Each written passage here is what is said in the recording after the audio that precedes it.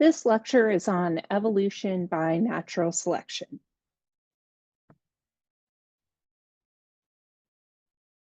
The two topics I'm going to cover in this lecture is a primer on genetics, and then we'll go into actual evolution by natural selection.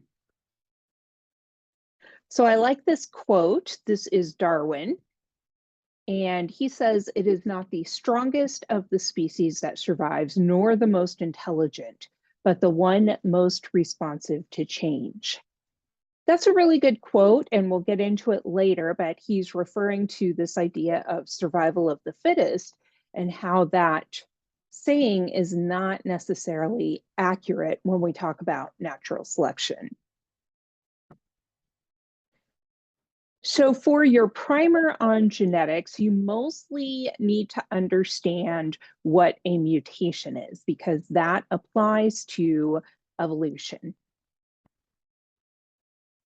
So as you should remember from our first lecture, DNA is the genetic material of all living organisms, right? We all have DNA that transfers our genes to our offspring or carries genetic information. Now, genes are a section of DNA that determines a particular trait. So not all of your DNA codes for traits. Only about 5% of your DNA does this. The remainder of the DNA controls your gene. Now, when I say that a gene determines a trait, I'm talking about traits, any type of physical trait, but also things like your metabolism, proteins and enzymes that work inside your body. So this is to give you a little more of an idea of DNA and how it works. So you have DNA inside of each cell in your body, and that DNA is the same in every cell. Now, I mentioned that about 95% of your DNA controls your genes.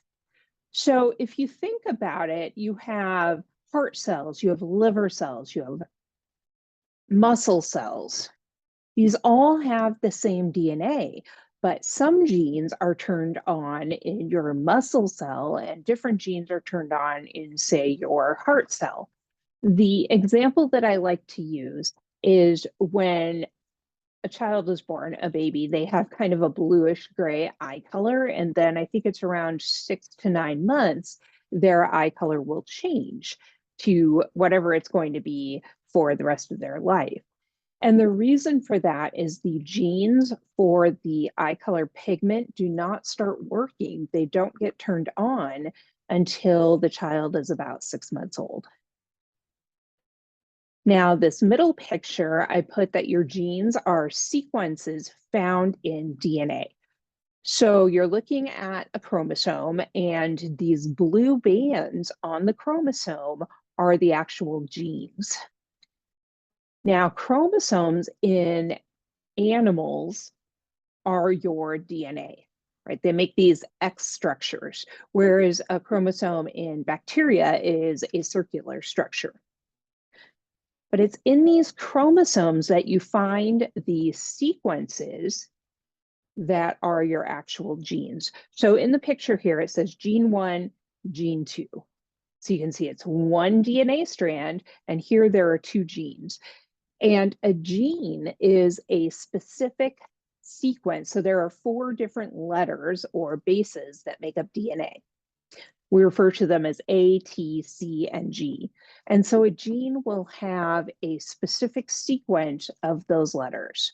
For example, in this gene, we have G, A, G, T, T, whereas in another gene, you may not have that sequence. Now, this is important when we talk about mutations. So let's look at this third image. A mutation is a change in the DNA sequence of your gene. So these are red blood cells that I'm showing you here. This is a normal red blood cell and what we call a sickled cell. It has a different shape. Now, if you've heard of sickle cell anemia, the person with sickle cell anemia has the sickled shape to their red blood cell. Here is the DNA. This is not the entire DNA sequence that codes for the shape of your red blood cells. This is just a portion. The regular sequence is GAG on the top, CTC on the bottom. A mutation would be a change in that sequence. So the mutation, instead of having GAG, we now have GTG. One of those bases was changed, and that leads to a change in the trait or the shape of the red blood cell. I want you to keep in mind that mutations are the source of all variation. I'm going to show you that on the next slide. So mutations are random. An organism cannot will themselves to have a mutation and change a trait. They are totally random. The resulting trait or change in the trait can be beneficial, it can be neutral, or it can be harmful. In this box, I wrote, without mutations, there would be no new genetic variation. Another way to say this is that mutations are the source of all variation. Think of skin color. Humans evolved in Africa with dark skin. That served a purpose because Africa is close to the equator. The sun or UV rays shine directly on the equator, so you get a lot of UV exposure. That is why dark skin blocks that UV exposure. Now, it's not because of sunburns like you've heard. It's actually because UV radiation will break down what's called folate in your body, and folate is necessary for proper fetal development. Now, as people migrated to the northern hemisphere or northern latitudes, they receive less UV exposure because the sunlight is coming in at an angle. Because people in these latitudes are receiving less UV radiation, the skin lightened so that they could absorb enough UV radiation to make vitamin D. People on the equator were receiving a lot of UV radiation, enough for vitamin D production, but they have to block some of it so it doesn't break down folate in the body. When we migrated, our skin lightened so that we get enough UV for vitamin D production. Now, this did not happen quickly. It happened over many, many, many generations. And a person cannot go from being born with dark skin to developing light skin. It doesn't work that way. Let's look at traits. So think about what a beneficial trait is as opposed to a neutral or harmful trait. Let's look at the example of rabbits. Rabbits are preyed on by coyotes. If the rabbits are slow, it is easier for the coyote to catch them and eat them.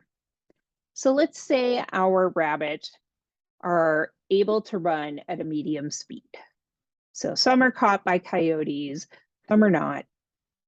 A rabbit is born that is able to run faster. Well, that rabbit will survive longer. It will not get eaten. So the beneficial mutation is one in this example that caused the rabbit to run faster. So I'm going to write here that it is a trait that increases an organism's chance for survival.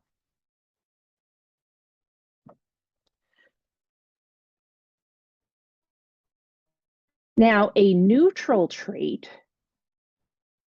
is one that has no effect on the organism. It doesn't help the organism, it doesn't hurt the organism.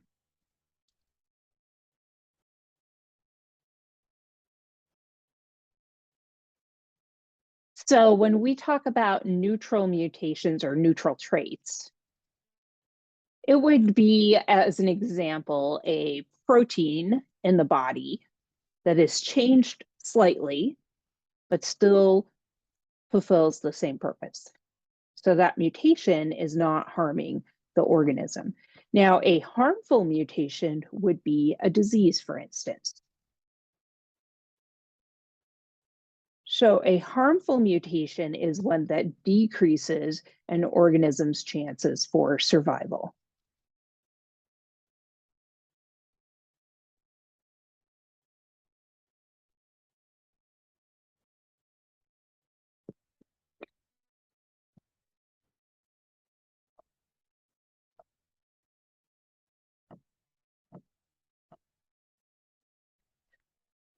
That was your primer on genetics, the basic genetic information that you need to understand in order to understand evolution by natural selection.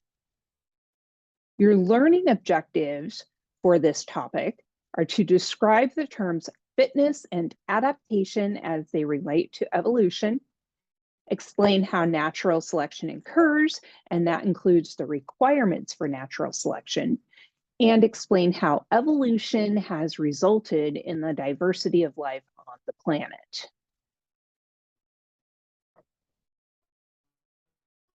I recommend that you watch this video. It is in the website that I gave you for the reading. It talks about antibiotic resistance. By the way, antibiotic resistance is one of the biggest threats to human health, aside from the emergence of new viruses.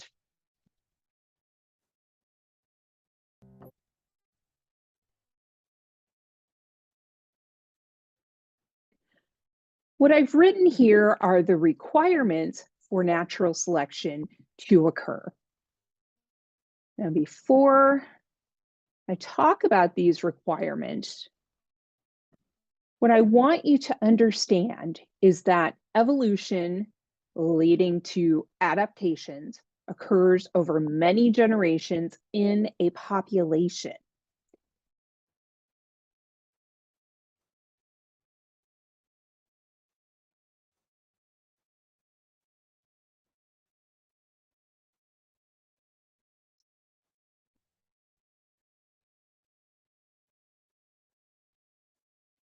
So evolution by natural selection occurs over many generations in a population.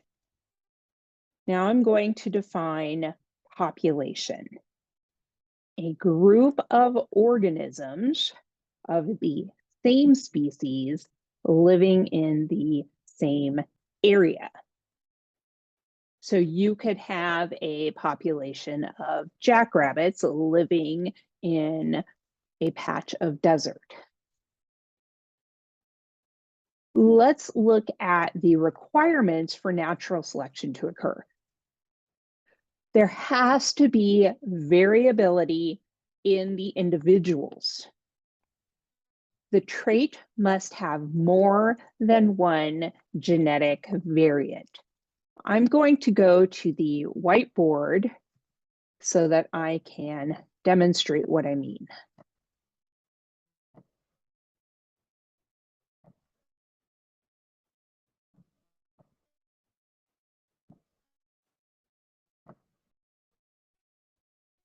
Okay, you should be able to see my whiteboard.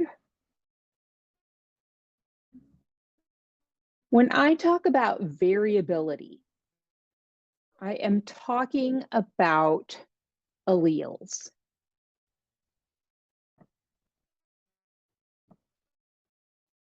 So every gene has at least 2 alleles or gene versions. And I'll show you what that means in just a moment.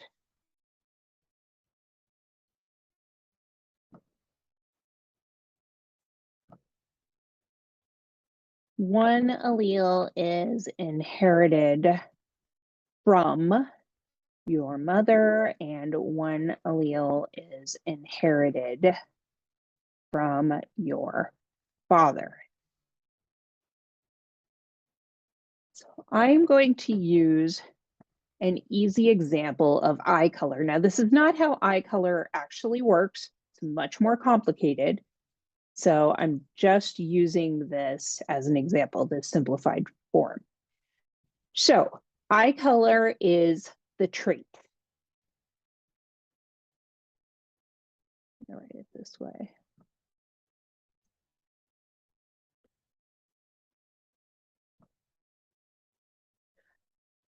Now, it has two alleles, and maybe if you have ever learned about genetics, you know that we refer to alleles as letters, capital or lowercase. So the alleles are big B and little b. So big B equals brown, and that is the dominant trait. Little b equals blue, and that is recessive. Okay. So we're talking about humans here. So every human will have either a big B or a little b from mom and a big B or little b from dad.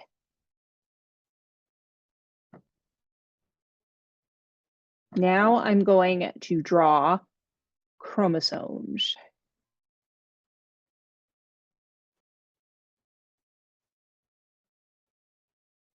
So this is an individual. And the reason I'm drawing a line like this is that is the location of the gene on the DNA. So this individual has a big B allele and a big B allele. Okay, so those are the alleles. Together, they make up the eye color gene. Now, this individual will have brown eyes.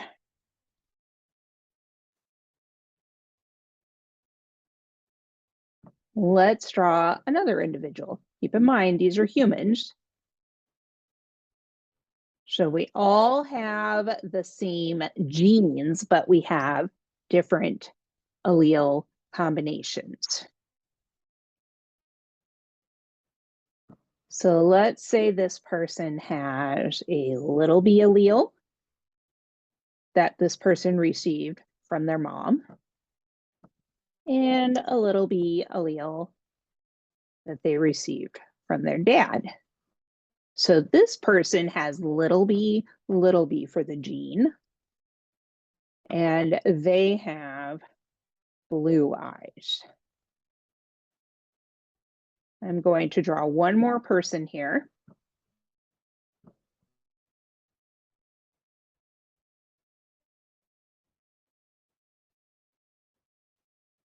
This is our third individual. We're looking at the same chromosomes, ones that carry the gene for eye color.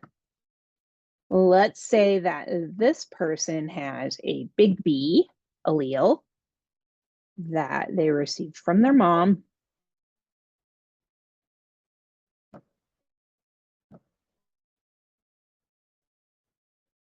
For some reason, this is not moving like I want it to.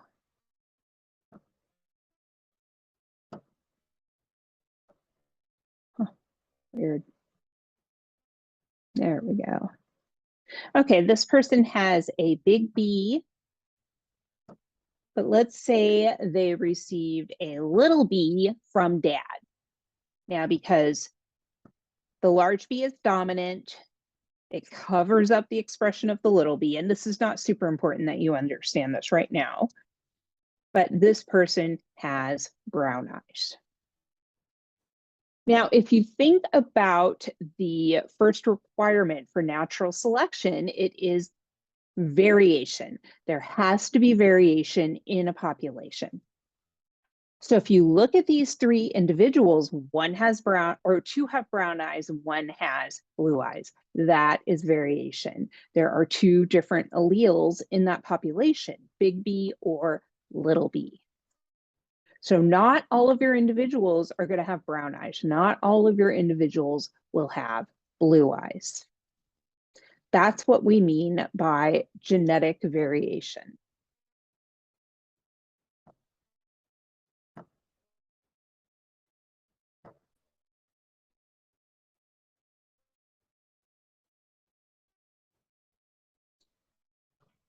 The next requirement for natural selection is heritability. The trait must be encoded by a gene or genes. The reason that the trait has to be coded by genes is the parents have to be able to pass on their traits to their offspring.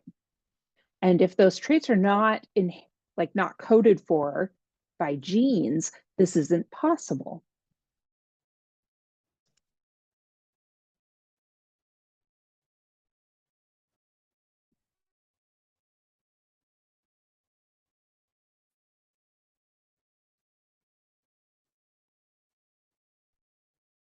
So that's what heritability means. The parents must be able to pass on the beneficial trait to their offspring. Another requirement is there has to be a struggle for existence. In most populations, more offspring are produced than the environment can support, meaning that the individuals that are not well adapted to their environment don't survive as long. The other part of this requirement is that there has to be what we call a selective agent. That means that there are too many offspring, too many individuals, and there is some type of pressure on the population that is causing the less fit individuals to die. So a selective agent would be predation, lack of resources, lack of habitat, places to live. Now, a selective agent can't be random, right? It's not a weather pattern, for instance. A selective agent is some type of pressure on the population that is going to take out those less fit individuals. Finally, there has to be differential reproductive success. And that sounds difficult, but keep in mind that differential just means different. So the individuals that survive better in their environment survive longer and produce more offspring. I'm not going to write on the slide for that because it says it right here. So the individuals that are more fit, they're faster, they're smarter, they have better camouflage. Those individuals survive longer and produce more offspring.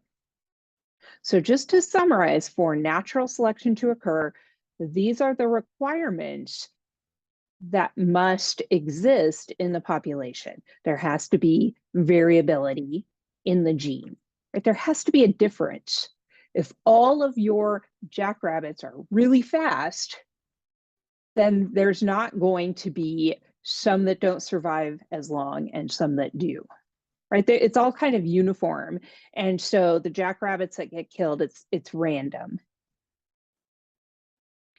There has to be heritability. The parents have to be able to pass on a beneficial trait to their offspring. There has to be a struggle for existence. There are too many individuals for a habitat or for the environment. And therefore, a selective agent can take out or kill those less fit individuals. There also has to be differential reproductive success. The individuals that are more fit, they survive longer and produce more offspring.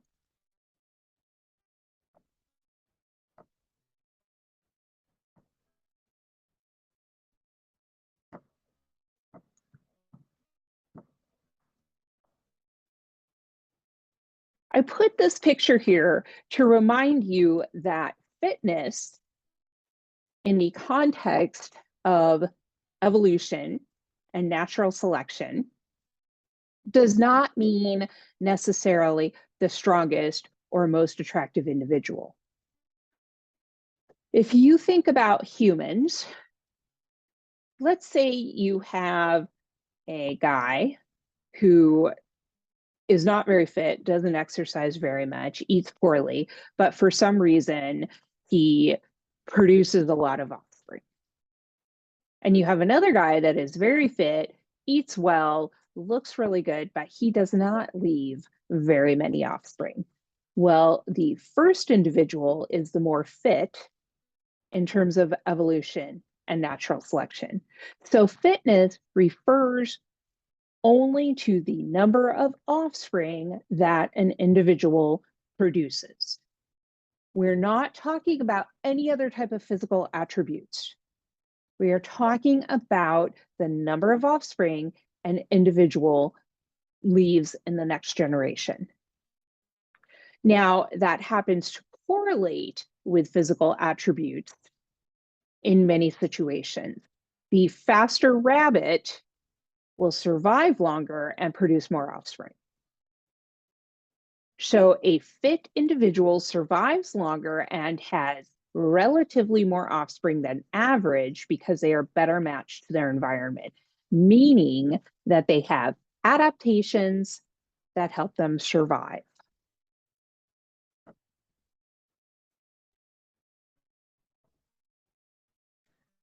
So a trait that is heritable increases the survival and reproduction odds for the individual, and we call this an adaptation. Populations of organisms adapt. Individuals do not. You cannot start from being a slow rabbit to being a fast rabbit within the lifetime of the rabbit. Populations evolve or adapt. However, individuals experience natural selection. They are either preyed on or they're not. Now, I'm going to show you an example to apply the requirements I just talked about. Before I do that, I'm going to give you a technical definition of evolution.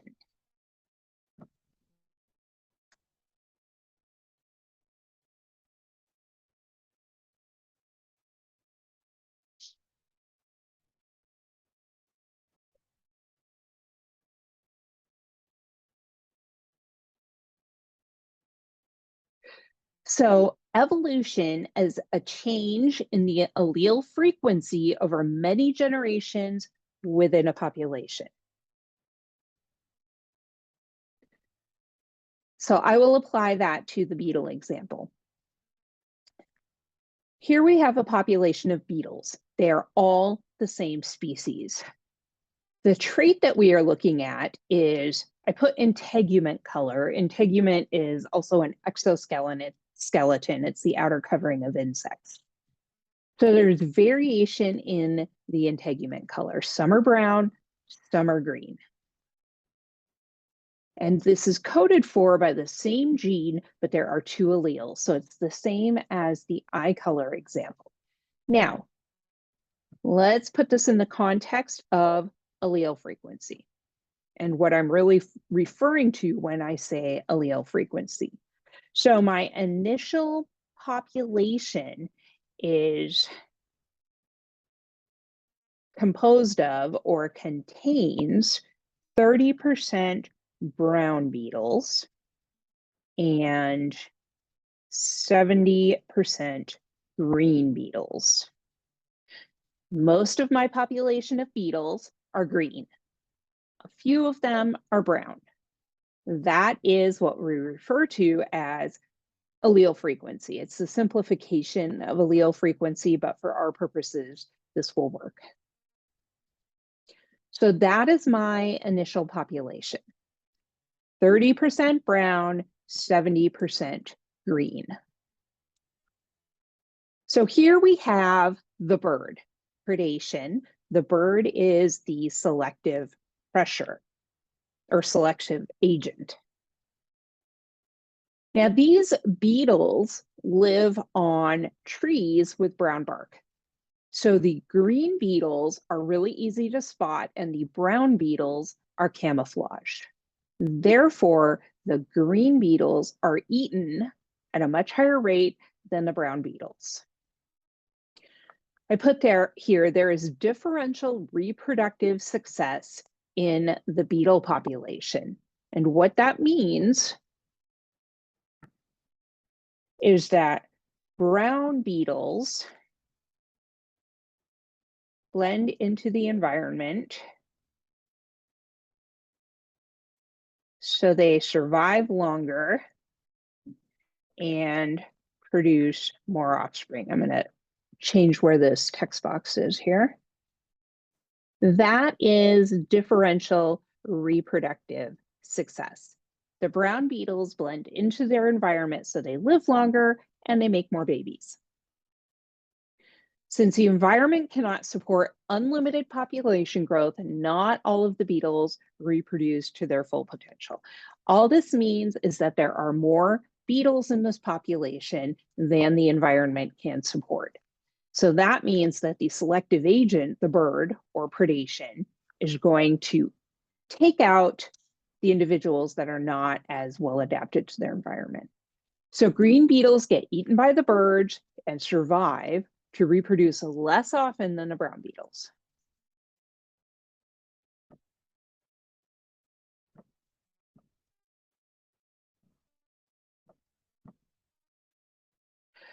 So there is heredity. The brown beetles produce brown beetles. Their offspring are brown. Parents are brown, offspring are brown, because the integument color is coded for by genes. So the end result is the more advantageous trait, being brown, allows the brown beetles to have more offspring. So now there are more brown beetle offspring. They survive better and produce more brown beetle offspring. And over many, many generations, the entire beetle population is brown. The green beetles are being eaten. They're not making green beetle babies. The brown beetles are surviving longer and making lots of little brown beetle babies.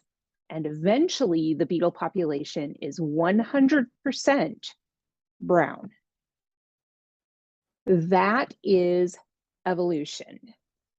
So initial population was 30% brown and 70% green. Over many generations, we have 100% brown. So the frequency of the allele that codes for brown color increased in the population, meaning there are now more brown beetles. Now, one thing I want you to keep in mind is evolution can occur by different processes. We're not going to talk about the other ones right now, but natural selection is the only way that adaptations occur. Natural selection is the only way that individuals look like they fit their environment.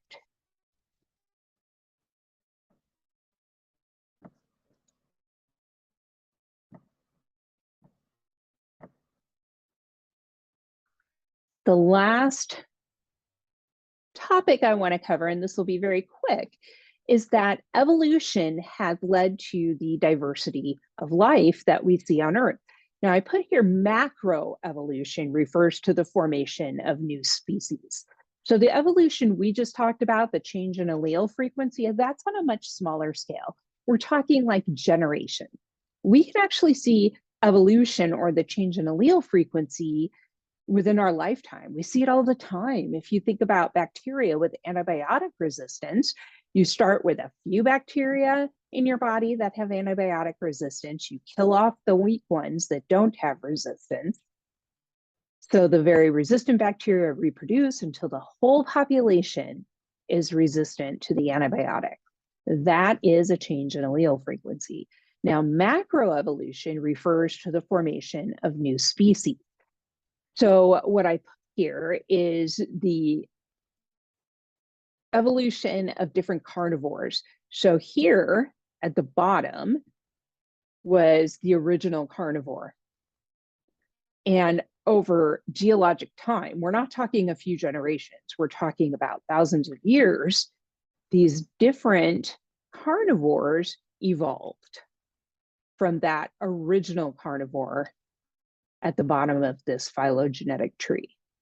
So that is the formation of new species.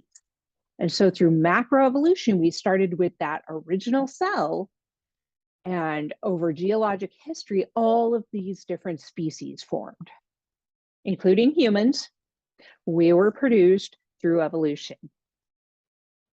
Now, it's not correct to say that we came from, well, we did evolve from the original primate. There was an original primate. It was a monkey. From there, all primates evolved. So chimpanzees are our closest living relative. They share something like 99% of their DNA with humans, meaning that they have the same genes as humans have because we have that common ancestor.